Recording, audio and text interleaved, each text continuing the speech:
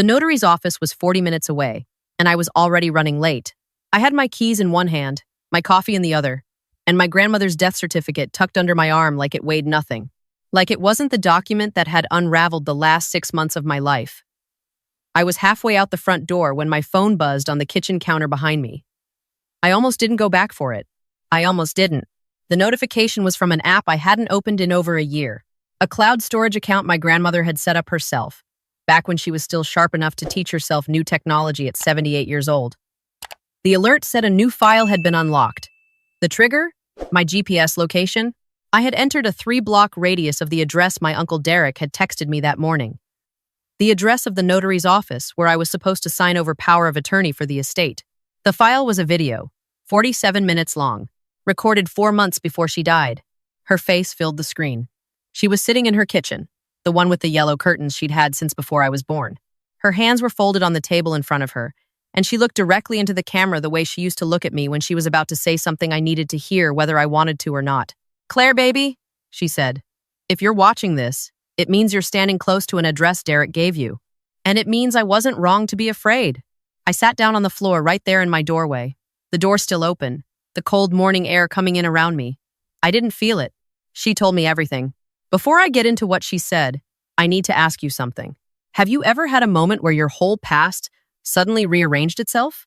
Where things you thought were accidents or bad luck or just the chaos of life snapped into a pattern so clear you couldn't believe you'd ever missed it? Drop a comment below. Tell me if you've been there, because I know I'm not the only one who has stood in a doorway and felt the floor disappear. My grandmother owned a house, not just a house, the house. A 4-bedroom craftsman on the east side of the city that her parents had bought in 1953, that she had grown up in, raised her children in, and refused to sell for any amount of money any real estate developer ever offered her. By the time she died, that house was worth just under $1 million. She also had savings, modest but careful, the way her generation always was. The total estate was somewhere around $1.2 million. She had told me, privately, sitting at that same yellow curtain kitchen table 3 years ago, that she was leaving it to me. Not split, not divided. To me. Her oldest grandchild, the one who had driven her to every chemotherapy appointment for 14 months, the one who had slept on her couch for the last 6 weeks of her life so she wouldn't be alone at night. My Uncle Derek was her only living child. My mother had died when I was 9. Derek had spent the better part of 30 years proving to his mother in quiet and not-so-quiet ways that he was not equipped to be trusted with anything that mattered. 2 failed businesses. 1, bankruptcy. A divorce that cost him more than he'd earned in the decade before it. He wasn't a cruel man, not exactly. He was the kind of man who was always one opportunity away from turning his life around, and who needed that opportunity to be handed to him by someone else. He had been so warm to me at the funeral. That was the thing that should have warned me. Derek had never been warm to me. He had tolerated me the way adults tolerate children who witness their worst moments. But at the funeral, he had held my hand. He had called me the daughter his sister never got to finish raising. He had cried in a way that looked genuine enough that I had cried too, and somewhere in the fog of grief I had thought, maybe loss changes people. Maybe this is the version of my uncle I was supposed to meet. 2 weeks later, he started talking about the estate. He told me I was overwhelmed. He told me I was grieving, and that grief made people make bad decisions about money. He told me he had a financial advisor, a good one, and that for a woman my age to be sitting on an asset like that house without professional guidance was practically irresponsible. He used that word, irresponsible. He said it gently, the way you say something sharp while smiling, so the person doesn't realize they've been cut until they're already bleeding. He said he just wanted to help manage things temporarily, just until I was in a better headspace. He just needed me to sign a document granting him authority to act on behalf of the estate while probate sorted itself out. I had been about to say yes. I want you to understand that. I had been 3 days away from signing it when a woman at my grandmother's church, someone I barely knew, had pressed a folded piece of paper into my hand after the memorial service and told me my grandmother had asked her to give it to me when I looked like I needed it. The paper had one sentence on it. "Get your own lawyer before you sign anything Derek puts in front of you." I had gone to a lawyer. The lawyer had slowed everything down. Derek had not been happy, but he had pivoted smoothly, the way men like him always do, because men like him have been pivoting their whole lives. He had stopped pushing the power of attorney. He had started being helpful instead. He found the notary. He scheduled the appointment. He told me this was just a formality. just one of several documents the estate required, that my lawyer had already reviewed everything, and it was all standard language. I had not actually confirmed that with my lawyer. That was my mistake, the one I almost didn't catch in time. I sat on my kitchen floor and watched my grandmother explain it to me in her own voice, in her own kitchen, with her hands folded the way they always were when she meant every word. She had known for over a year that Derek was planning something. She had found emails on a shared family tablet, the one she kept in the living room that everyone used when they visited. Derek had been careless or arrogant, or both. The emails were between him and a man she didn't recognize, discussing the estate as if it were already his, discussing me as if I were an obstacle with a workaround. She had taken screenshots. She had saved them to this cloud account. She had then called her own attorney, quietly, without telling Derek, and restructured her will with language her attorney described as unusually specific. She had also set up the location-triggered video, which her attorney had helped her do, because she said she knew Derek would find a way to get me into a room with a document before I understood what I was agreeing to. The notary he found, she said on the video, her voice completely steady, is not licensed in this state. I had someone check. Derek found him through the same man he's been emailing. Whatever you sign in that office will be designed to look official and hold up just long enough for Derek to liquidate the house before anyone catches it. By the time a court sorts it out, the money will be gone. You know how he is with money, Claire. You have always known. I did know. I had just wanted so badly for grief to have changed him. I watched the rest of the video, all 47 minutes of it. I was late for the appointment by the time it finished. My coffee was cold. My hands were not shaking. I want to be clear about that. By the time I stood up off that floor, I was not shaking. I was something else entirely. I called my lawyer. She picked up on the second ring, and I could hear from the first word she said that she had not, in fact, reviewed any documents related to today's appointment, because today's appointment had never been run through her. Derek had scheduled it entirely on his own and had simply told me she was involved. My lawyer's name is Patricia, and she has 22 years of probate and estate litigation experience, and the silence she gave me after I explained what I had just learned was the kind of silence that meant she was already 3 steps ahead. Don't cancel, she said. Don't call Derek. Don't give him any indication you know anything. Can you stall for 2 hours? I told her I could do more than stall. She told me not to do anything reckless. I told her I understood completely. We both knew I was not making a promise. Here is what I knew that my uncle did not know I knew. I knew that my cousin Marcus, Derek's 15-year-old son, had been texting me for 3 days. Marcus and I had always been close in the way that kids and their older cousins get close when the adults around them are unreliable. He had been sending me messages that seemed random, the way a teenager's messages always seem random, about music and school and a video game he was playing. But 2 days ago, he had sent me one that had snagged in my mind and refused to let go. He had sent it at 11 at night and then apparently panicked and deleted it. But I had already seen it. It said, "Dad's been on the phone a lot about your grandma's house. He keeps saying once Claire signs, like, it's definitely happening. I don't know if that's weird, but it felt weird. He was a good kid. He had his father's face and none of his father's instincts, which was either genetic luck or a direct result of his mother's influence after the divorce. He was the kind of teenager who noticed things and felt guilty about staying quiet. I called him before I called anyone else. He answered immediately, which meant he had been waiting. Marcus, I said, I need you to be honest with me right now. Is your dad at the notary's office already? A pause, longer than it should have been for a yes or no question. Then, he left an hour ago. He said he had an errand. Aunt Claire, what's happening? I told him a simplified version, the truest parts without the ones that would scare him.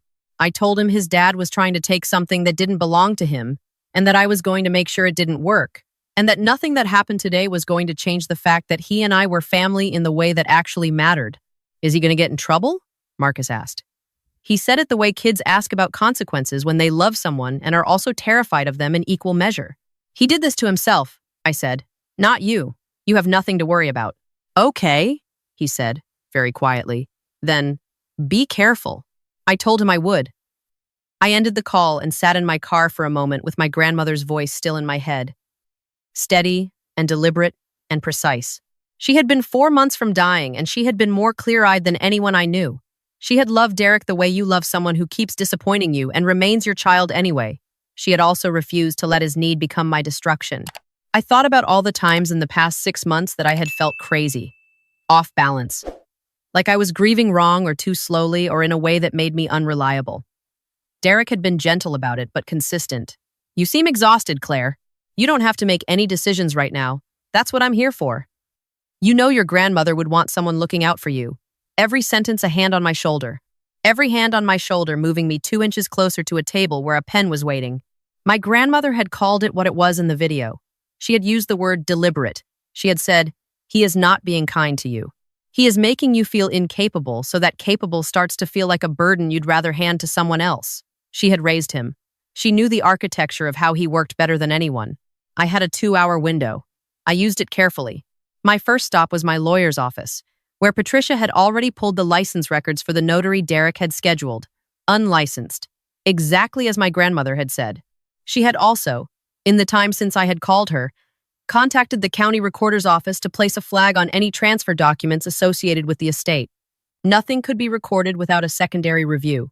Even if I had walked in and signed everything in front of me, the documents would have stalled. But I wasn't going to walk in and sign anything. Patricia looked at me over her reading glasses and said, in the voice she used when she was telling me something important, "What you're planning to do is going to work. Just make sure you're recording from the moment you walk through the door." She slid a small device across the desk. "This clips to your collar. It looks like a button." I asked her if this was something she just had available. She told me this was not the first time she had done something like this. I drove to the address Derek had given me. It was a real building, a professional-looking suite on the 4th floor of an office tower downtown, which told me Derek had spent some money on the appearance of legitimacy. The lobby was clean. The elevator was fast. I took 3 slow breaths on the way up and thought about my grandmother's hands folded on her kitchen table and the way she had looked at the camera like she was looking directly at me. Derek was in the waiting area when I walked in. He stood up immediately, and the smile he gave me was the warm one, the one he had debuted at the funeral. "There she is," he said, and opened his arms. I let him hug me. I made myself seem slightly overwhelmed, slightly hesitant, the version of myself he had been carefully cultivating for 6 months. I said something about traffic. I said I was sorry I was late. I looked around the room as if I was simply taking it in. And in the far corner, I clocked the man Derek introduced as the notary. He was 50s, heavy, expensive watch. He did not have the energy of someone whose job was paperwork. He had the energy of someone waiting for something to be over. "This is Mr. Carver," Derek said. "He's been incredibly helpful in getting all this together." Mr. Carver shook my hand and told me it was nice to meet me and that my uncle had told him so much about me. I said that was very kind. I sat in the chair across the desk that they directed me toward, and I put my bag in my lap, and I let my hands rest visibly on top of it so they could see I wasn't reaching for a pen. Derek slid a folder across the desk. He explained it the way he always explained things, in that steady, measured voice that made complicated things sound simple, and simple things sound generous. This was a temporary administrative authorization, standard language, just to allow him to respond to estate correspondence on my behalf while probate finalized. Nothing that transferred ownership, nothing irrevocable. He actually used the word irrevocable. He said it as a negative, said this was nothing like that, and I watched his face while he said it and thought about all the irrevocable things he had been planning. I opened the folder. I looked at the document slowly. I let a small frown cross my face, the kind that looks like confusion rather than suspicion. "I'm sorry," I said. "Can you give me just a minute? I want to read this more carefully." Derek's smile stayed exactly where it was. "Of course," he said. "Take your time." I read every page, slowly, all 11 of them. Mr. Carver recrossed his legs twice. Derek checked his phone once and then put it face down on the desk, which was the only tell he gave me. The documents were exactly what my grandmother had predicted. Broad, vague language that sounded administrative and was, in fact, a full transfer of decision-making authority over every asset in the estate. Buried in page 8 was a clause that permitted the authorized party to execute sales of real property without additional consent. It was written in the kind of language that was designed to be misread by someone who was trusting and grieving, and not a lawyer. I closed the folder. I looked at my uncle. "This is a full power of attorney," I said. My voice came out even. Factual. Like I was commenting on the weather. Derek's smile adjusted. "Just slightly. It's a limited administrative." "Page 8, I said. Clause 4C. "You can sell the house without my signature once this is signed." Silence in the room. Mr. Carver had gone very still. "Claire," Derek said, and his voice had shifted, too, into something quieter and more careful. "You're overwhelmed. You've been overwhelmed for months. There's no shame in that. Grandma would have wanted. My grandmother, I said, recorded a video 4 months before she died explaining exactly what you were planning to do. The temperature in the room changed.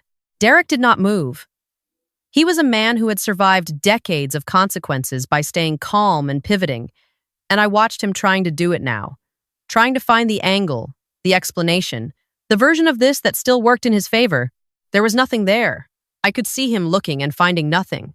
She found your emails, I said, the ones on the family tablet. She kept screenshots. She also had her own attorney restructure the will with a disinheritance clause tied specifically to any attempt to exercise unauthorized control over the estate. I paused. Her words, not mine. I have them on paper. Claire. Mr. Carver? I said, without looking away from my uncle. I checked your license this morning. You're not authorized to notarize documents in this state. Anything signed here today is not only invalid, it is evidence. Mr. Carver stood up. He did not say anything. He picked up his briefcase and walked to the door with the energy of a man who had decided very quickly that his fee was not worth a felony charge. Derek watched him go. Then he looked back at me and the warmth was entirely gone now, which was almost a relief. The warmth had never been real. What was underneath it was tired and brittle and old, and I found I could not hate it. I could only see it clearly. She had no right, he said. It came out low and tight. That house was as much mine as it was anyone's. I grew up there too. You did, I said. And she loved you. She told me that in the video too. I stood up and picked up my bag. She also said that loving someone and enabling them are not the same thing, and that she had spent too many years confusing the two. He was silent. Patricia has already flagged the estate with the county recorder, I said. Nothing moves without her authorization. She's also filed a formal complaint about Mr. Carver with the state licensing board, which will go to the DA's office if they find cause. I moved toward the door. I'm not going to do anything more than that unless you make me. That's your grandmother's mercy, not mine. I left him sitting there. I took the elevator down alone. I walked out into the cold air and stood on the sidewalk for a moment and let myself breathe. Not because I was falling apart, because I had been holding something very tightly for 6 months and I was finally, slowly, setting it down. My grandmother had known. She had been sick and tired and running out of time, and she had known. And she had sat in her kitchen with the yellow curtains and looked at a camera and thought about me standing in a moment exactly like this one. And she had decided I deserved to not be alone in it. I called Marcus on the way to my car. He answered on the first ring again. It's done, I said. Your dad is fine. He's going to be fine. I meant it in the way that covered all the ways fine could mean different things. Are you okay? Yeah, he said. Then, after a pause, did it work? Did she work? Grandma's thing? It worked perfectly, I said. I heard him exhale. It was a long exhale for a 15-year-old, the kind that meant he had been holding his breath for longer than just today. I want to tell you what happened in the weeks after, because the ending matters as much as the escape. Derek did not contest the will. Patricia had anticipated that he had prepared for it, but the combination of the email records my grandmother had preserved and the documented involvement of an unlicensed notary in an attempted fraudulent transaction made his position legally untenable. His own attorney apparently told him this within a week of me walking out of that office. He signed the release, acknowledging the estate as structured. He did not speak to me directly for 3 months. When he finally called, it was not to apologize. Not exactly. It was the kind of call where someone explains themselves at length and hopes that the explanation functions as an apology without them having to use the word. I listened. I didn't say much. At the end of it, I said that I hoped he found a way to build something stable, and I meant it. Meaning something and forgiving it fully are two different things, and I have learned to be patient with where I am in that distance. The house is mine now, legally, cleanly, fully. I have not sold it. I don't think I will for a long time, maybe ever. I have put new curtains in the kitchen, not yellow. Something close to yellow, a warm cream that looks golden in the afternoon light. I sit at the same table sometimes and I think about her sitting there in front of that camera, deliberate and clear and already saying goodbye in a way that was really a different kind of hello.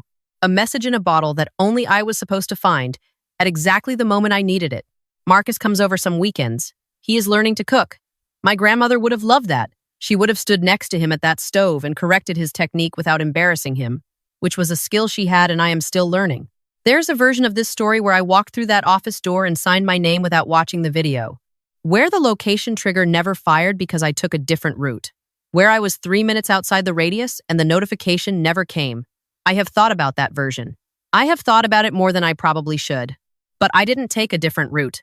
And she knew me well enough to know that I wouldn't. People say that when someone dies, you lose them. And you do. You lose the version of them that existed in the same room as you, the one you could call and hear breathing on the other end of the line. But my grandmother spent her last clear months making sure that something of her was waiting for me exactly where I needed it. She could not be there. She made sure she was anyway. If you are watching this, if you are in the middle of something that feels like being slowly convinced that you are less capable than you are, I want to tell you what she told me in those 47 minutes. Not the legal strategy, not the specific warnings, just the part at the end, when her hands unfolded on the table and she looked at the camera and said, very quietly, the way she said things she was sure of, "You are not confused. You are not broken. You are someone that someone worked very hard to make feel that way, because capable people are inconvenient. Don't be convenient. Be clear. I am trying. Every day I am trying. Some losses don't leave you with nothing. Some of them leave you with exactly what you needed to stand up.